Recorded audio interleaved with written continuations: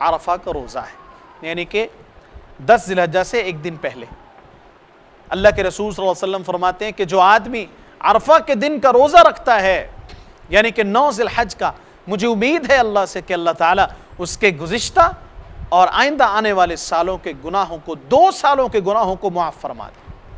اب یہاں پر اختلاف ہے، بہت زیادہ عوام کنفیوز ہے کہ جی عرفہ کا دن کون سا ہوتا ہے؟ جہاں عرفات میں حاجی جمع ہوتے ہیں اس دن؟ میرے بھائی، جس دن عرفات میں حاجی جمع ہوتے ہیں وہ بھی عرفہ کا دن ہمارے لیے تو نہیں ہے۔ کیوں؟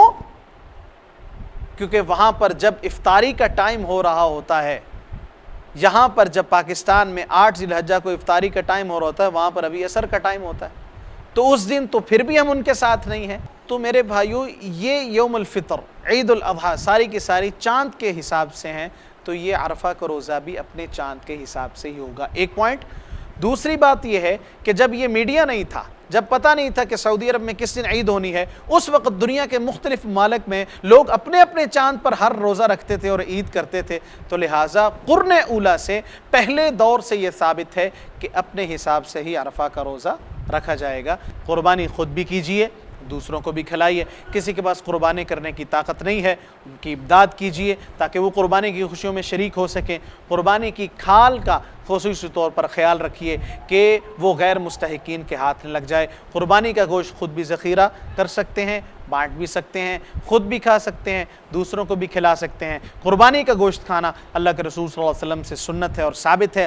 قربانی کے 4 دن ہیں، 10، 11، 12 اور 13۔ 13 ذی الحجہ جو ہے وہ آخری دن ہے، ان کو ایام تشریق کہا جاتا ہے۔ ان دنوں میں قربانی کر سکتے ہیں، اور ان دنوں کے اندر ہمیں اونچی اونچی تکبیرات پڑھنی چاہیے، جو کہ صحابہ کرام سے ثابت ہے، جو کہ صحابہ کرام کا معمول تھا، اور اکثر طور پر ہمیں ہر نماز کے بعد بھی یہ اونچی تکبیرات پڑھنی چاہیے۔ وہ تکبیرات کیا ہیں؟ اللہ اکبر، اللہ اکبر، لا الہ الا اللہ، واللہ اکبر، اللہ اکبر وللہ الحمد، اللہ اکبر کبیرا والحمد للہ کثیرا وسبحان اللہ بکرۃ واصیلا۔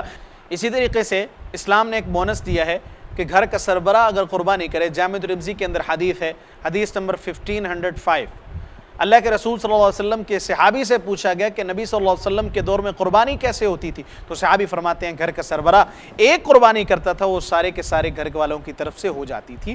تو قربانی گھر کا سربراہ اگر تو وہ کفالت کر رہا ہے، اگر نہیں تو جو کفالت کر رہا ہے اس کو چاہیے کہ گھر کے سربراہ کو پیسے دے دے، ان کی طرف سے وہ قربانی سارے گھر والوں کی طرف سے ہو جائے گی۔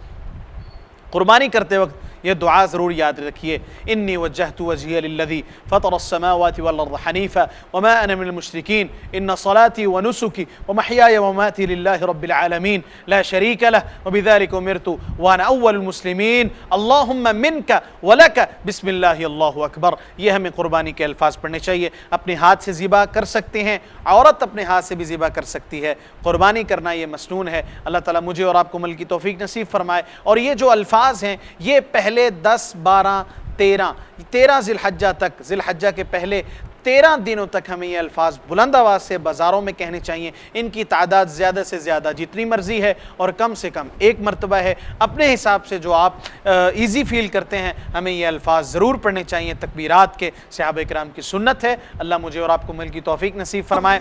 اگر آپ کو یہ لگتا ہے کہ یہ ویڈیو اور یہ ہماری باتیں ٹوٹی پوٹی یہ آپ احباب کے لیے فائدہ مند ہے، تو یقیناً یہ دوسرے مسلمان اور غیر مسلم بھائیوں کے لیے بھی فائدہ مند ہوں گی، ان کو دین جاننے کا موقع ملے گا۔ تو ضرور آپ اس لنک کو شیئر بھی کریں، اور ساتھ ساتھ اس چینل کو سبسکرائب بھی کریں۔ اللہ تعالیٰ مجھے اور آپ کو اس کار خیر کے لیے قبول فرما لے۔ السلام علیکم ورحمۃ اللہ وبرکاتہ۔